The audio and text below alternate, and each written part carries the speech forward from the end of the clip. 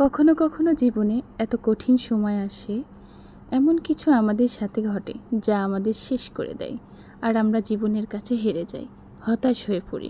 সমস্যা তো জীবনে হাজারো আসে, কিন্তু সেখান থেকে বাহিরে বেরিয়ে আসার কোনো রাস্তা খুঁজে পাই না আমরা। আর তখন কেউ আমাদের কষ্ট বুঝতে পারে না, আর না কেউ আমাদের কষ্ট দূর করতে পারে। কথা হলো, এরকম মুহূর্তে আপনি নিজেকে কিভাবে কন্ট্রোল করবেন। একটা গল্প বলি। একবার একটি শহরে অনেক ধনী একটা লোক বাস করত। সে অনেক বড় ব্যবসা করত। তখন তার জীবনে সমস্ত রকমের সুখ ছিল। বিলাসিতা বলতে যা প্রয়োজন তার সব কিছুই তার ছিল। কিন্তু একদিন তার জীবনে এমন সময় আসে, সে তার ব্যবসায় অনেক বড় একটা ক্ষতি হয়। তার সমস্ত সম্পত্তি নিলাম হয়ে যায়। সে সারা জীবনে যা কিছু অর্জন করেছে, সে সব কিছু শেষ হয়ে যায়। আর রাতারাতি তার সব কিছু বদলে যায়। এমন অবস্থায় সে এতটাই ভেঙে পড়ে, সে মনে মনে ভাবে, এ জীবন রেখে তার কী লাভ। একটা সময় সে মৃত্যুবরণের চিন্তা ভাবনা নেই। তখন সে শহর থেকে দূরে একটা পাহাড়ের কাছে যায় এবং পাহাড়ের উপর ওঠে আত্মহত্যা করার জন্য। সে যখনই পাহাড় থেকে লাফ দেবে, তখনই দেখতে পায় একটি বৃদ্ধ লোক বসে আছে। তখন সেই বৃদ্ধ লোকটি তাকে জিজ্ঞেস করে, তুমি কেন মৃত্যুবরণ করতে চাও?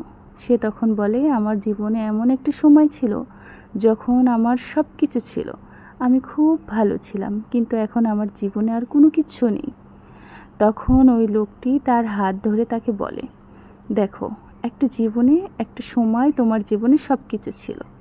এই সব কিছু তুমি তোমার বুদ্ধি দিয়ে অর্জন করেছো, তোমার শক্তি দিয়ে অর্জন করেছো। আজ তোমার সম্পত্তি নেই তো কি হয়েছে? তোমার বুদ্ধি তো তোমার কাছে আছে, তোমার শক্তি তো তোমার কাছে আছে। তুমি বাসায় ফিরে যাও, নিজের বুদ্ধিটাকে কাজে লাগাও, নিজের শক্তিটাকে কাজে লাগাও। তুমি একদিন সফল হবে, যা কিছু হারিয়েছো তার সব কিছুই ফিরে পাবে। লোকটি তখন কিছুক্ষণ বসে মনে মনে চিন্তা করলো, সত্যিই তো, আমি যা কিছু অর্জন করেছি তা কিছু আমার বুদ্ধি এবং শক্তি দিয়ে। আমার সম্পত্তি গেছে, আমার বুদ্ধি তো যায়নি। সে আবার বাসায় ফিরে এলো এবং পুনরায় নিজের বুদ্ধি এবং শ্রমশক্তি দিয়ে কাজ করতে শুরু করলো। এর অল্প কিছুদিনের মধ্যেই লোকটি আগের মতোই ধনী হয়ে গেল।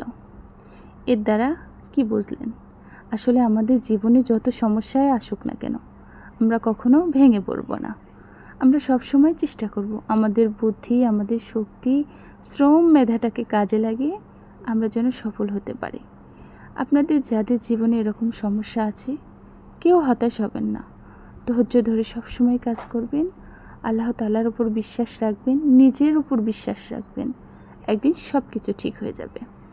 আজ এই পর্যন্তই। ধন্যবাদ। দেখা হবে অন্য কোনো ভিডিওতে। আরেকটা কথা, আমার ভিডিওটা যদি ভালো লেগে থাকে, অবশ্যই ভালোবাসা দিয়ে পাশে থাকবেন। অসংখ্য অসংখ্য ধন্যবাদ আপনাদেরকে এতক্ষণ আমার ভিডিওটা দেখার জন্য, আমার এই গল্পটা শোনার জন্য।